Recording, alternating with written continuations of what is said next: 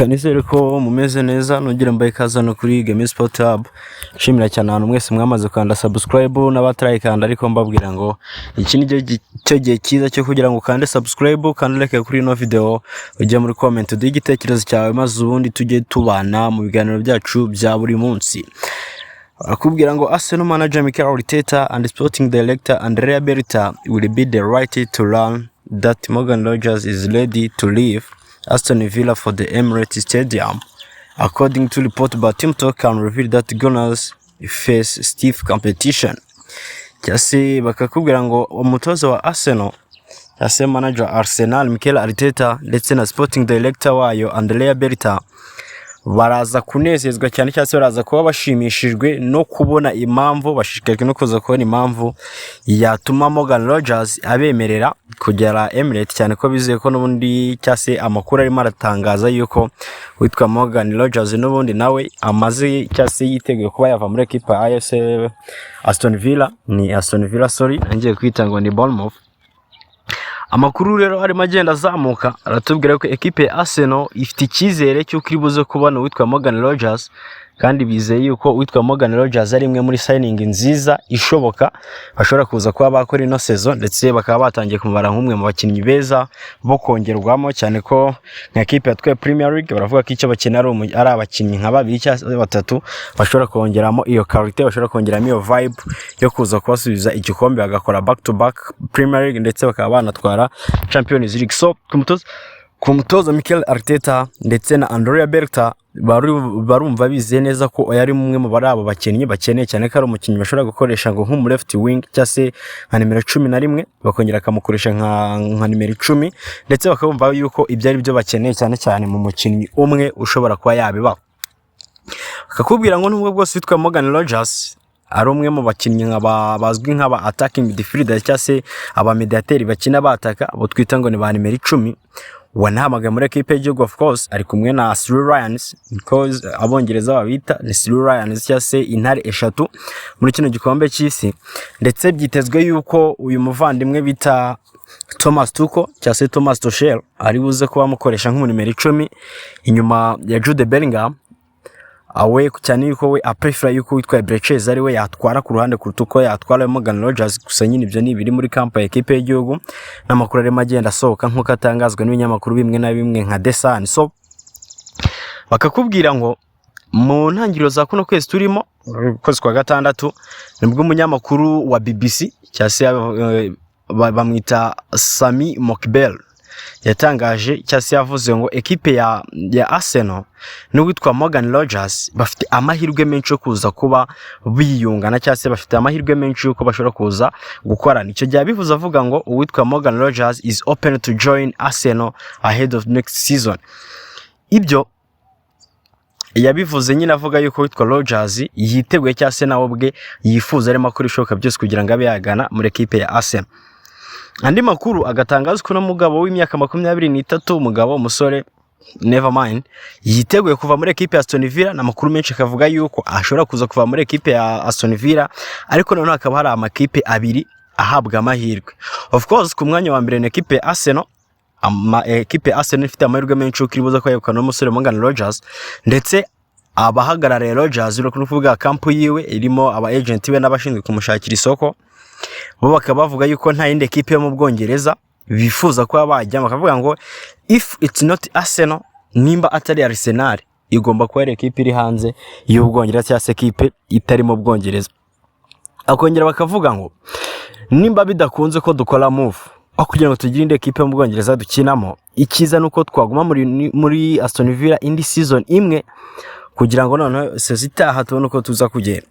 Icyo bitango ni football transfer, ni ikinyamakuru bita football transfer cyatangaje yuko cyase cyabanje gisobanura witwa Morgan Rogers a superstar. Bafashe Morgan Rogers bamwita kari a superstar, ndetse barongera bavuga ngo yaba Morgan Rogers yaba n'abamuhagarariye bamaze kugirana ibiganiro bibiri n'ama equipe abiri. Nuvuga ngo bamaze kugira ibiganiro cyase bakoranye ibiganiro n'ama equipe abiri. Bakavuga ngo equipe ya Arsenal niyo equipe ya mbere ihabwa amahirwe of course yo kuza kwitwara n'umusore Morgan Rogers, ariko indi equipe ishobora kuba cyase yaganiriye n'abahagarariye no mugabo, ndetse bashobora kuba banatangaza ko bagiranye ibiganiro byiza, ibiganiro byagutse, ibiganiro byigiye imbereho ni ekipe ya Bayern Munich mu gihugu cy'Ubudage. Amakuru rero agakomeza avuga yuko ekipe ya Arsenal ndetse na ekipe ya Bayern niyo makipe abiri yonyine uwitwa Morgan Rogers arimo afata nk'ari serie cyangwa se niyo makipe abiri Rogers arimo agenda comparinga kugira ngo arebe ko yaza kuba ayajoininga. Ariko nanone ibyo bikaza kuba bidefiniswe na kino kintu cyuko ekipe ya Aston Villa yamaze kubitangaza ko ifuza miliyoni 100 kuri no musore wayo. Ekipe ya Arsenal ndetse na ekipe ya Bayern Munich nazo zikaba ziteguye ko bazatanga amafaranga 100 cyane ko yaba Arsenal murabizi ko rimwe mu ekipe yakoreye amafaranga menshi no sezo, ndetse yaba na Bayern Munich murabizi ko ni bisanzwe amafaranga sa rimwe mu ekipe akizo of course kandi nimwe mu ekipe atanga amafaranga menshi. Bakakubwira rero ngo nimba agiye gukora move ni cyase nimba ari buze kuba agiye, ubwo na amakuru arimo agenda azamuka bikabemezwa yuko arimo aturuka ku bantu bari hafi ya Morgan Rogers, akavuga ngo nimba ngiye ndaza kujya either muri championnat y'Ubwongereza cyangwa se championnat y'Ubudage. Ariko akaba arimo agenda azamuka andi makuru yemeza yuko yaba ekipe ya Arsenal yaba ekipe ya Bayern Munich of course nk'izo ekipe zirimo zahabwa amahirwe ni nazo uwitwa Morgan Rogers nabwe ku giti cye yifuza kuba yajyamo. Ariko andi makuru arimo agenda azamuka cyangwa se andi makuru akomeje kugenda azamuka na yuko uno musore w'Umwongereza akifuzwa cyane cyangwa se n'ubundi still hari ayandi ma ekipe abiri akiri kumwifuza. No kuvuga ngo ahantu bino bitandukaniye Morgan Rogers arifuza Arsenal akifuza Bayern Munich, kuvuga ngo hamwe byanze najya we niyo ma ekipe arimo a prefer. Noneho Arsenal na Bayern Munich nazo zikaba zifuza Rogers. Urumva iyo ni open competition ya ma ekipe abiri agiye gushaka umukinnyi umwe, ahuriye ku mukinnyi umwe yifuza umukinnyi umwe n'umukinnyi akaba avuga ngo ntagiye hanajya. Ariko noneho bakakomeza kubwira ko hari nandi ma ekipe abiri yifuza Morgan Rogers. Murabizi muri transfer window cyase nguko ku isoko ryigura n'igurisha ry'abakinnyi hari ibintu bibiri biba bikunda.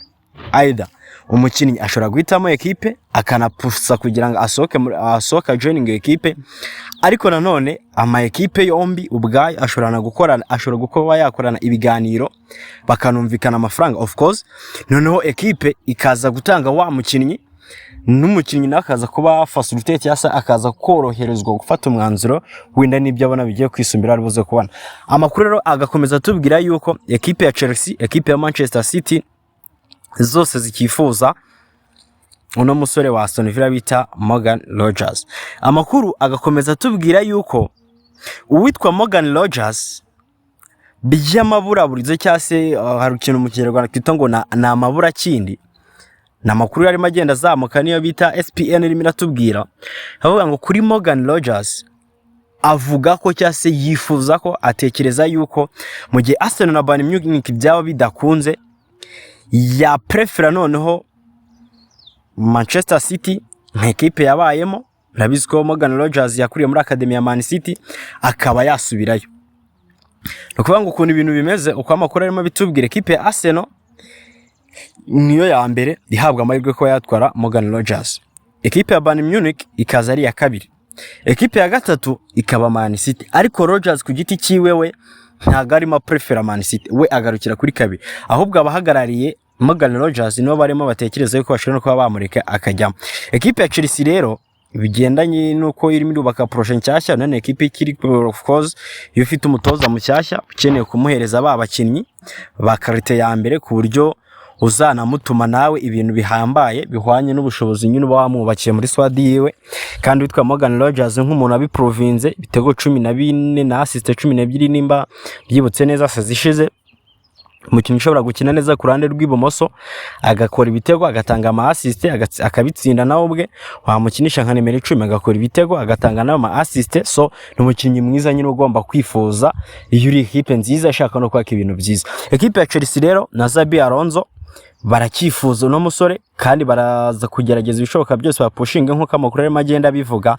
Ariko mbere na mbere nkuko Team Talk bitubwira Demira nayo yaje kubibikomoza ndetse ne bita Football Insider batubwira yuko Morgan Rogers is ready and open to join Arsenal rather than others in the competition of team to sign him. cyase ngo uwitwa Morgan Rogers yiteguye kandi yarifuza cyase nobwe ari open arumva afungukiye ko yajya muri equipe ya Arsenal kuruta indi equipe yose muri aya ma equipe yandi yose hari mashaka no musore bita Morgan Rogers. So nugutegereza tukareba uko biri buze kugenda, nkwibutsa yuko amakuru yose ya transfer n'ibindi byose bitandukanye uzagenda bisanga hano. Reka duhure muri video zikurikiraho, ariko nyamuneka nkwibutsa gukanda subscribe ni mutarayikanda kugira ngo tujye dukomeza kubana mu biganiro byacu bya buri munsi.